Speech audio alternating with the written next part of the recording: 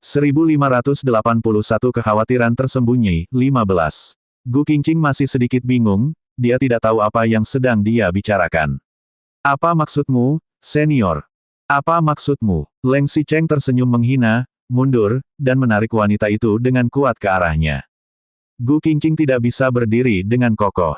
Begitu ditarik olehnya, ia langsung jatuh ke dada. Mungkin karena kehujanan, dia sekarang sedang demam di atas kepalanya. Kesadarannya seperti berada di ambang kekacauan, dia tidak menyadari apa yang sebenarnya terjadi, apalagi semua yang akan terjadi setelahnya.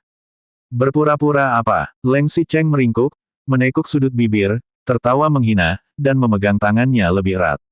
Bukankah kamu hanya menginginkan uang? Baiklah, akan kuambilkan, selama kamu bisa melayaniku di malam hari.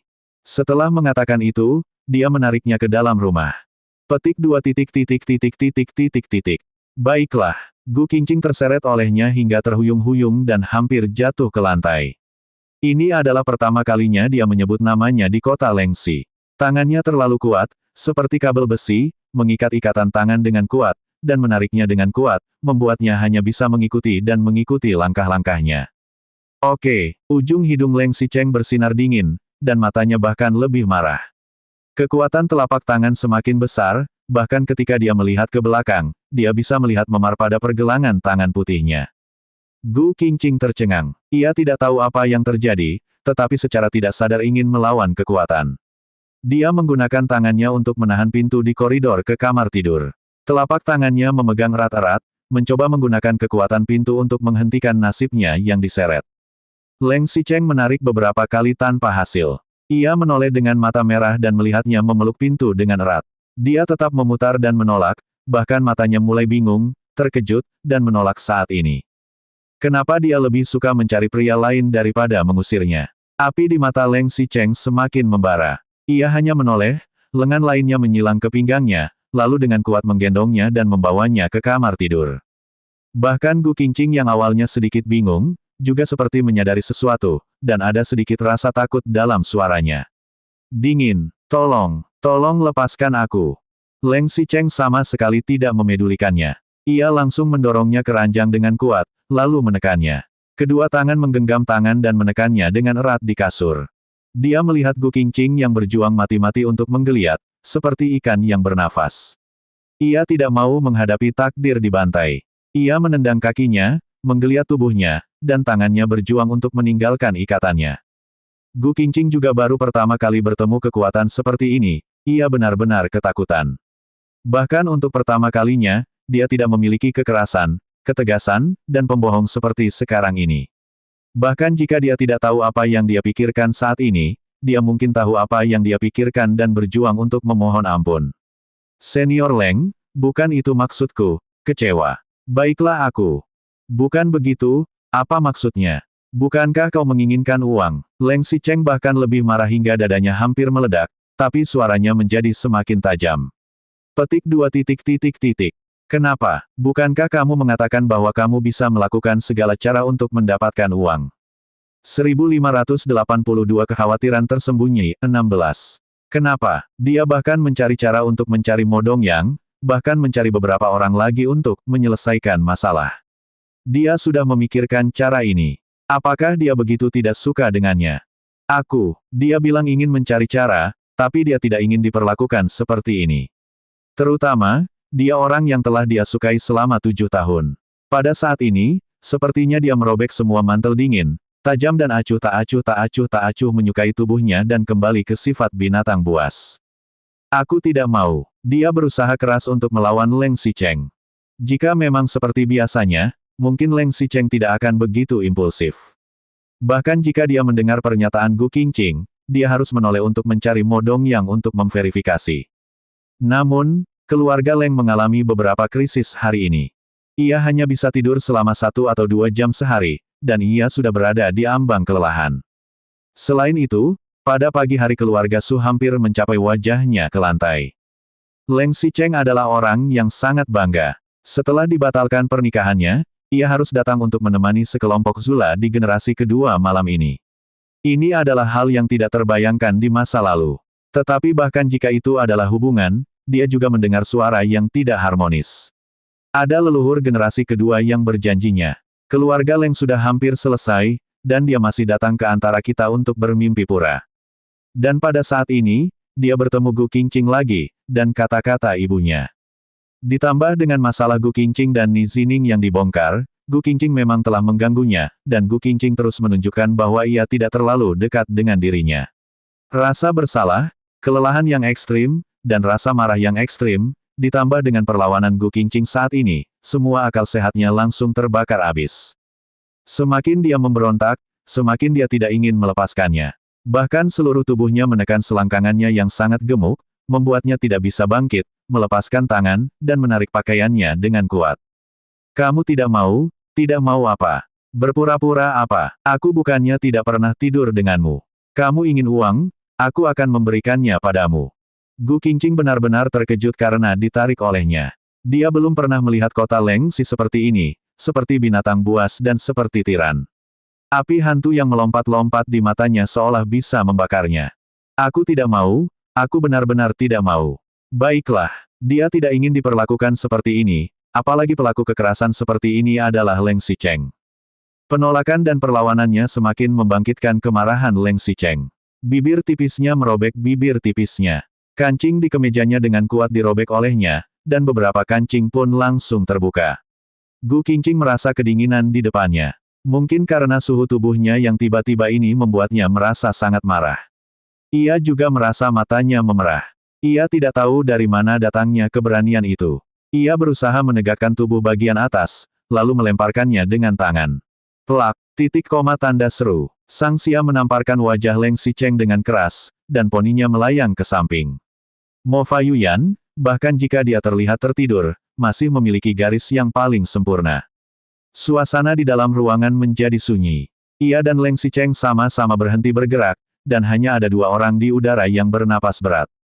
Sebelum Gu Qingqing mengayunkan tangannya, ia sepertinya mengumpulkan seluruh kekuatan dan kemarahannya, tetapi setelah mencetaknya, ia tampak kehabisan tenaga dan melihat telapak tangannya yang sedikit mati rasa karena reaksi pukulannya.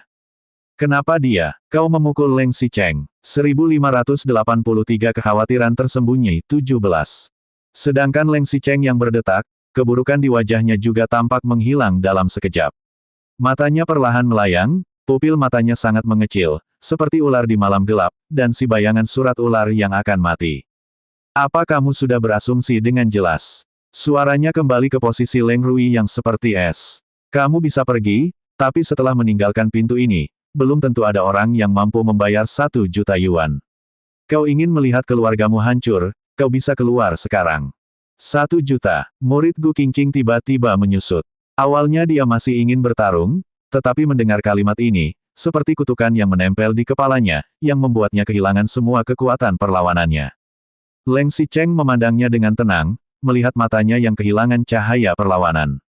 Tanpa ragu-ragu lagi, ia langsung melempar pakaian yang telah dirobek oleh Leng Xicheng dan menekannya. Ia sangat menderita selama seluruh proses. Leng Xicheng sangat kejam, bahkan seperti ingin melampiaskan kemarahan dan ketidakpuasan di dalam hatinya, dan melemparkan semua keengganan, kemarahan, kebencian, dan depresi kepadanya. Bukankah mereka belum tidur? Awalnya memang sangat sakit, tapi setelah Leng Xicheng bangun, ia kembali lagi, tapi sepertinya ia jauh lebih lembut. Sama sekali tidak seperti sekarang, sama sekali tidak seperti kedekatan, tetapi seperti katarsis. Tidak, ini bukan hanya katarsis, seperti ingin memukul, Leng Xicheng bahkan meningkatkan kekuatan karena perlawanannya, seperti ingin dia tahu bahwa hanya dia yang bisa mengendalikan dan membuatnya merasa sakit. Dia merasa tidak nyaman, dan Leng Xicheng juga tidak merasa lebih baik. Awalnya karena marah dan perlawanannya, dia secara tidak sadar mengerahkan seluruh kekuatan. Setelah tenaganya terkuras, dia sedikit sadar. Gu Qingqing menunduk dan melihat ke jendela di sebelahnya. Matanya terus melihat keluar jendela. Jika Gu Qingqing tidak menggunakan sedikit kekuatan, Gu Qingqing secara tidak sadar akan berada di dalam dirinya. Gu Qingqing hampir curiga bahwa Gu Qingqing adalah orang palsu. Tidak peduli seberapa kuat dia. Dia juga orang yang dia sukai selama bertahun-tahun, dan dia juga satu-satunya pria yang dia sukai. Hatinya sedikit berfluktuasi, seperti batu yang dimasukkan ke dalam danau, membuat riak. Tanpa sadar, ia mulai meremehkannya. Bukan lagi menekan dengan kuat, namun dengan lembut melayang dan mencoba untuk menggerakkan emosinya.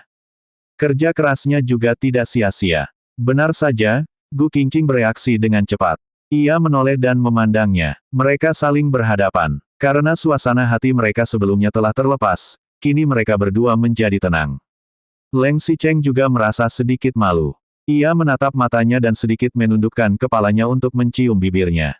Gu Qingqing, pada saat ini, tiba-tiba menoleh, dan menciumnya tiba-tiba jatuh di pipinya.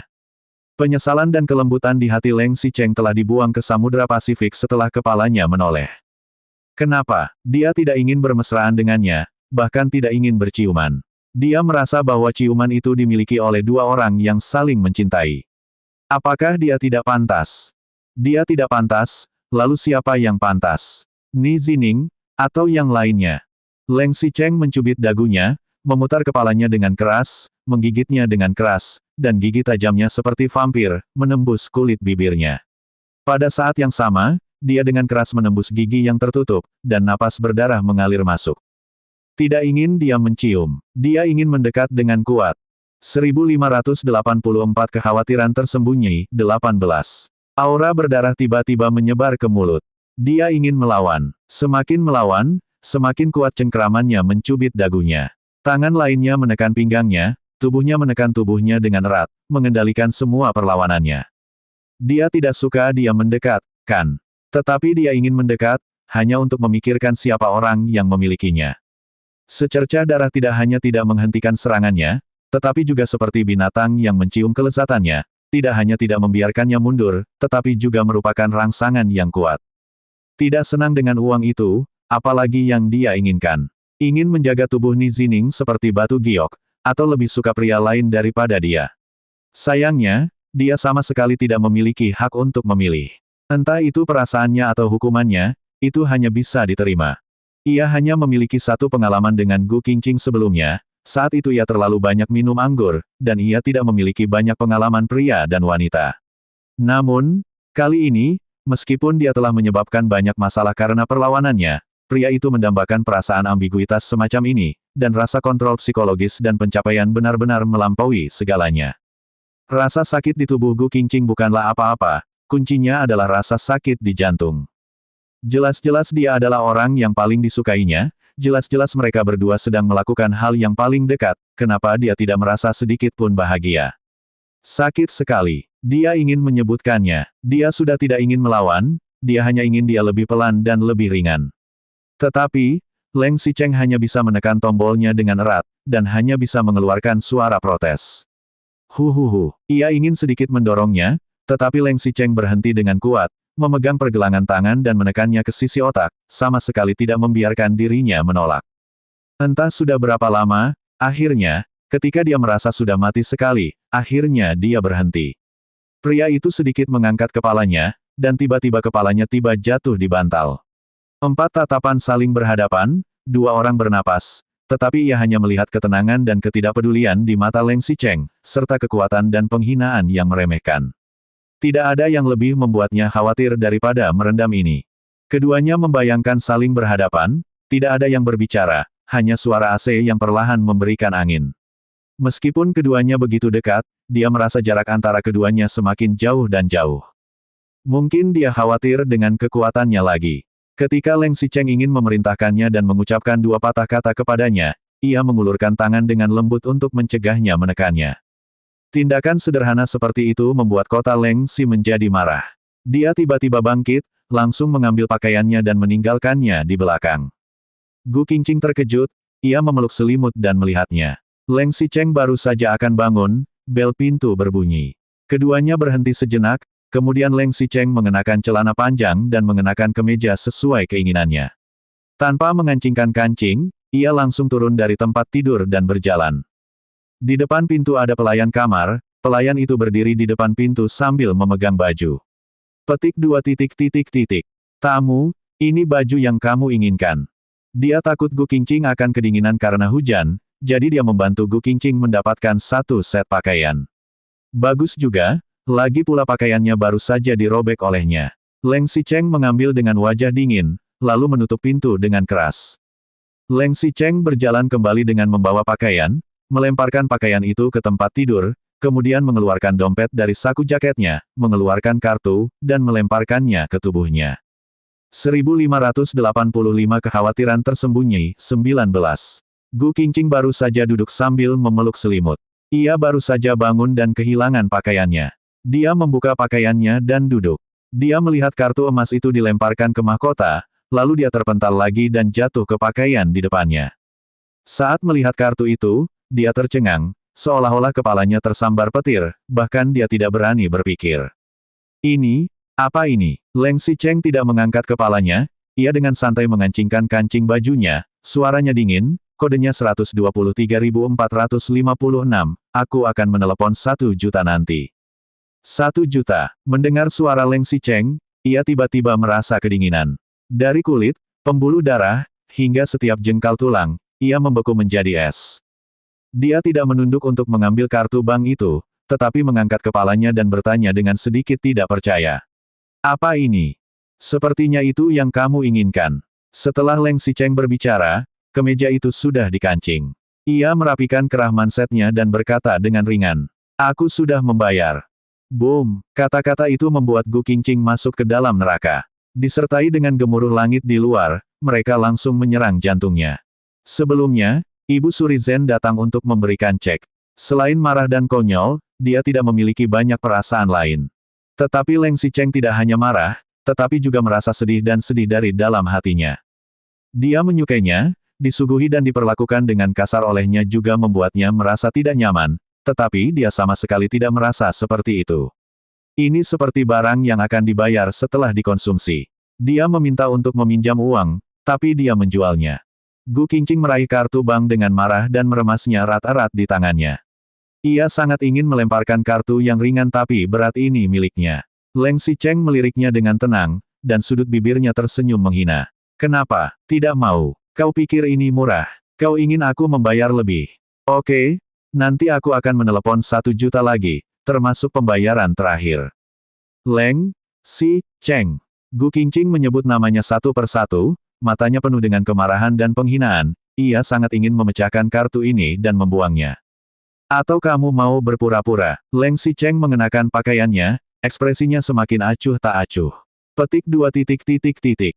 Jangan lupa, keluargamu masih mengharapkan uang bantuan ini. Setelah mengatakan itu, dia tidak mau banyak bicara dan langsung keluar. Gu Qingqing memegang kartu bank di tangannya, beberapa kali ia ingin membuang kartu itu karena ketakutan. Namun, kata-kata terakhir Leng Xicheng telah berkali-kali dikenang. Ia kekurangan uang dan keluarga mereka membutuhkan uang ini. Tidak peduli dari mana uang itu berasal, dia memang menariknya. Kartu yang ingin dibuang beberapa kali akhirnya dimasukkan ke dalam tasnya. Saat ini, dia tidak berhak untuk melihatnya sendiri. Namun, dia bersumpah bahwa dia akan mengembalikan uang itu kepadanya. Dia bangkit berdiri dengan susah payah. Ketika dia mengenakan pakaiannya dan bersiap untuk pergi, dia masih terhuyung-huyung dan jatuh kembali ke tempat tidur besar. Dengan mudah dia bisa meringankan kekuatan. Dia tidak punya waktu untuk mengemasi pakaiannya yang robek, lalu mengambil tasnya dan pergi. Di luar yang masih hujan, suara guntur tampak semakin keras. Bagaimanapun, sekarang ada 1 juta yuan di dalam tasnya dan harapan seluruh keluarga. Pada saat ini, ponselnya tiba-tiba berdering. 1586 kekhawatiran tersembunyi, 20. Gu Qingqing sedang menjawab telepon, ayahnya menelepon. Suara ayah terdengar sedikit cemas. Kamu di mana? Mungkin karena melihat dia tidak kembali di malam hari, dia masih khawatir tentang keselamatannya, bukan? Mendengar suara ayahnya, Gu Qingqing benar-benar merasa nyaman. Ex-klub itu sudah bersiap untuk kembali dan sudah menunggu mobil. Kamu bilang kamu sedang ex-klub. Apakah ini daerah kaya di kota Yan? Keluarga Su dan keluarga Leng berada di sekitar sini. Ya, ayah. Klub ini adalah yang terbesar di sekitar area villa. Hari ini ada pesta besar di sini. Pada dasarnya, semua anak dari keluarga kaya di sekitar sini. Jadi hari ini, banyak orang di sini, kan? Gu Qingqing mengangguk. Ia menyentuh kartu bank di sakunya. Tubuh kartu putih perak itu masih agak dingin. Meskipun demikian, itu melambangkan penghinaan dan kemarahan. Itu adalah satu-satunya penyelamat hidup yang bisa menyelamatkan keluarga dari bahaya. Ayah, jangan khawatir, aku sudah punya uang. Sebelum dia selesai berbicara, telepon sudah dimatikan dengan panik. Gu Qingqing mengira ayahnya datang untuk mencarinya. Ia baru saja ingin meneleponnya dan menyuruhnya untuk tidak mengangkatnya. Dia tahu bahwa ayah di rumah paling mencintainya, dan dia akan menelepon dengan cemas ketika dia kembali pada malam hari. Meskipun uang ini, tapi juga, ada seorang ayah yang peduli padanya. Bahkan jika dia memiliki keluhan, itu tetap berharga. Taksi di klub ini sulit ditemukan. Tidak ada bus dan kereta bawah tanah pada jam ini. Dia menunggu beberapa saat sebelum akhirnya dia menghentikan taksi. Dia duduk di dalam mobil dan berjalan kembali. Setelah melewati 1 atau 2 tikungan, jalanan diblokir pada tengah malam. Dia menoleh dengan sedikit bingung dan hanya melihat bagian yang dikelilingi oleh penjagaan.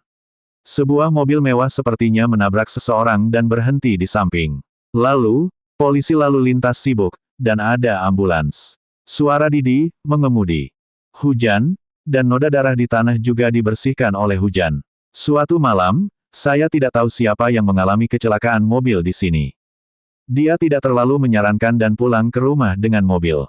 Sebelum masuk, dia tidak bisa menahan diri untuk memegang kartu bank dan mengetuk pintu. Ayah, ibu, aku pulang. Setelah mengetuk pintu, tidak ada yang menjawab.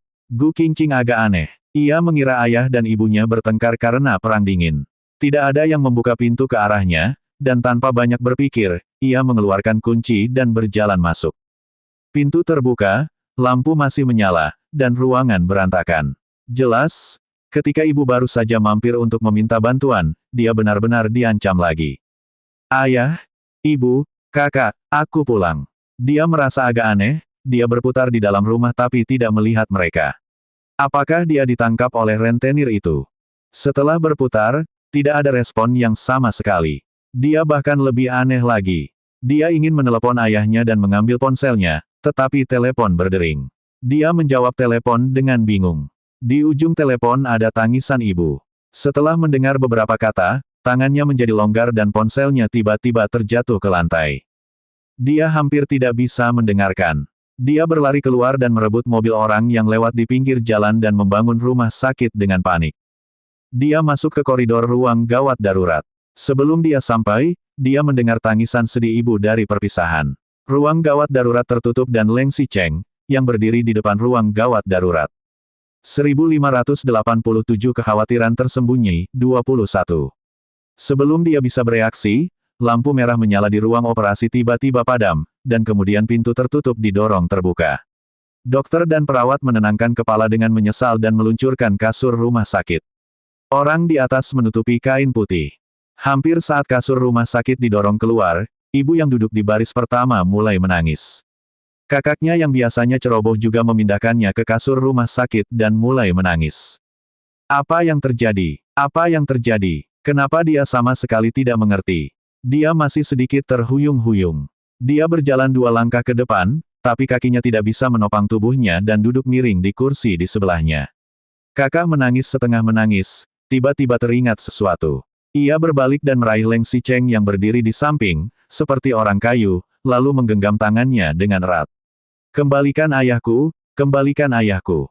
Ayah, ayahnya baik-baik saja. 1 jam yang lalu, dia berbicara dengan ayahnya melalui telepon, dan dia juga memberitahu ayahnya bahwa dia akan kembali dan membiarkan dia menunggunya di rumah dengan tenang. Dia telah menyelesaikan masalah uang, dan kesulitan di rumah bukan lagi kesulitan. Bahkan jika dia berhutang pada Leng Xicheng, selama keluarganya baik-baik saja, dia yakin bisa bekerja keras untuk mengembalikannya. Leng Xicheng biasanya begitu dingin dan arogan, tapi ia digoyang-goyangkan oleh Gu Qingshan yang memegang pakaiannya. Pada akhirnya, ia mendorongnya ke samping dengan marah, punggungnya membentur dinding, dan suaranya sangat keras. Padahal seharusnya sangat sakit, tapi dia tetap mengerutkan kening dan tidak mengucapkan sepatah kata pun. Apa yang terjadi? Kenapa dia sama sekali tidak mengerti? Namun, ketenangan Leng Xicheng tidak bertahan lama. Gu Qingshan mendorongnya ke sudut ruangan. Ketika menoleh, ia kebetulan melihat Gu Qingqing datang, dan segera menghadap ke arahnya. Ayah, dia. Leng Xicheng yang baru saja terkejut ketika mendengar nama Gu Qingqing. Gu Qingshan yang ada di sebelahnya masih memegang kerah Leng Xicheng dan mendorongnya dengan marah. Ia mengabaikannya.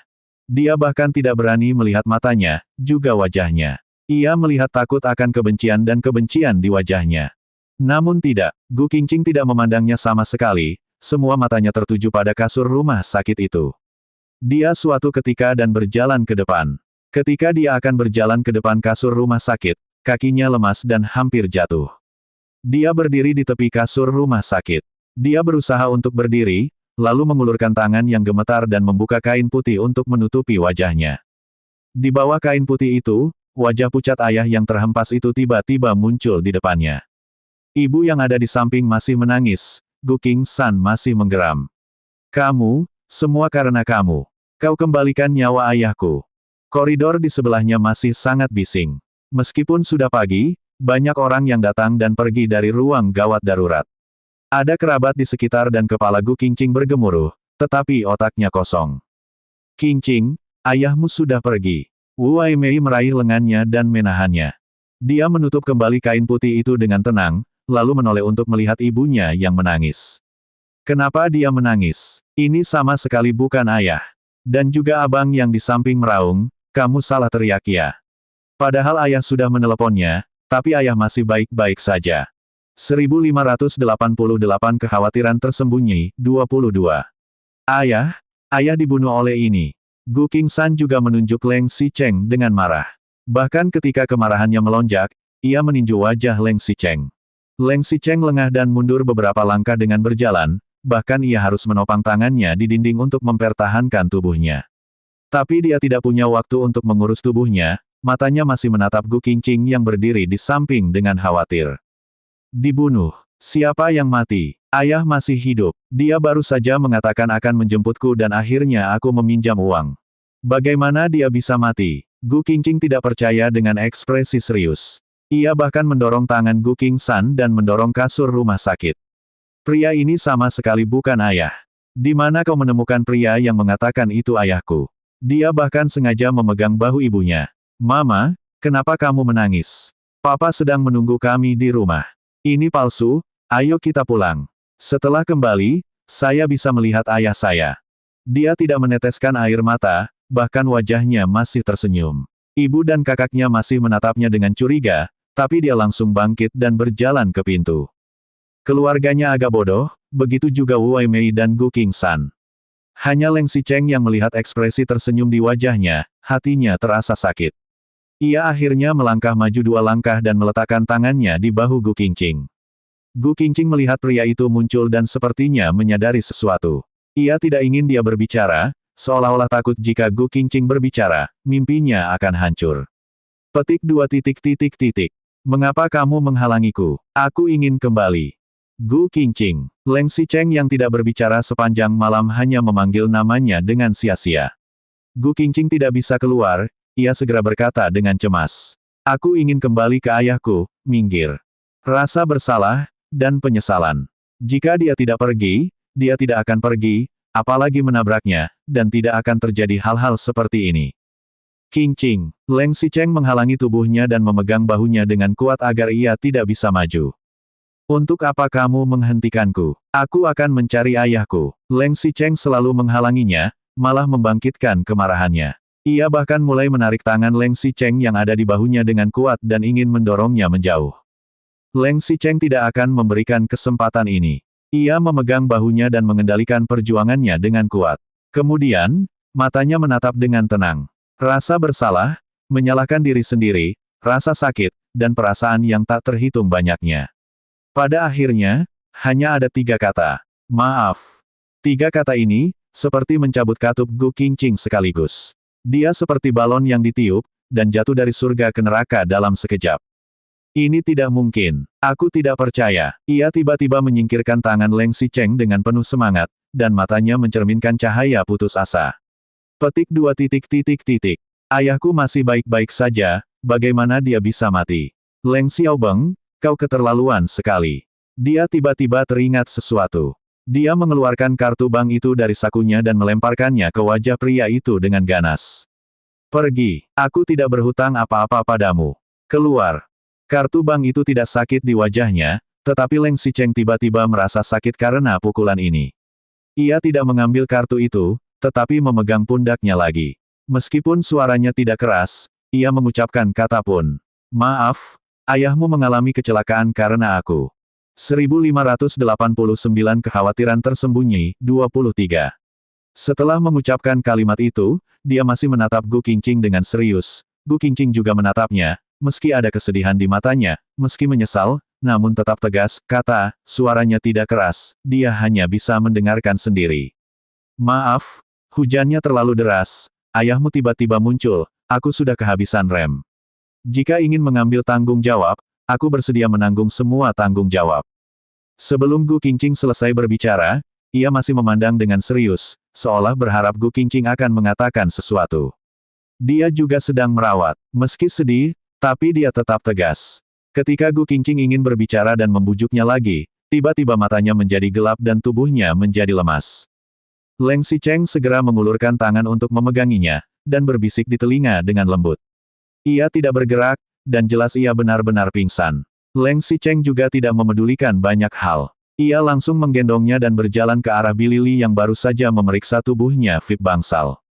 Mungkin karena menangis terlalu keras sebelumnya, saat kesedihan ini telah berlalu. Wu Waimei dan Gu Qingsan malah meletakkan ayah Gu yang didorong ke kamar mayat. Sebaliknya, mereka berbalik dan berjalan ke arah Leng Xicheng. Leng Xicheng, kamu telah membunuh ayahku. Bagaimana cara menghitung akun ini? Ya, ayahku tidak bisa mati sia-sia. Kau harus bertanggung jawab. Menghadapi kedekatan kedua orang itu, Leng Xicheng hanya mengulurkan satu ujung ke ujung. Set, seolah takut membangunkannya. Lalu dia berkata dengan suara rendah. Entah masuk penjara atau kehilangan uang, aku akan mengakuinya. Sekarang, bisakah kau tenang? Keduanya tercengang, selama dia mau mengakuinya. Baru saja ada berita kecelakaan mobil yang terluka parah, keluarga Gu seperti runtuh. Perasaan marah, panik, dan sedih mereka bukanlah palsu. Tetapi sejujurnya, kali ini keluarga Gu mengalami krisis karena ayah Gu minum dan berjudi, sehingga dia berhutang riba. Bahkan ayah Gu pergi malam-malam karena ada pertengkaran antara Wu Waimei dan Gu Qingsan di rumah. Jika Leng Xicheng benar-benar bisa membayar sejumlah besar uang dan membantu mereka membayar utang, tentu lebih baik. Selain itu, ketika baru saja bertengkar dengan ayah Gu, dia tahu bahwa dia membeli asuransi kecelakaan diri dalam jumlah besar. Jika kali ini dia dianggap sebagai kecelakaan, asuransi bernilai lebih dari 1 juta yuan akan menjadi milik mereka. Kemudian, keluarga Leng datang ke orang yang bertanggung jawab, dan polisi lalu lintas juga datang.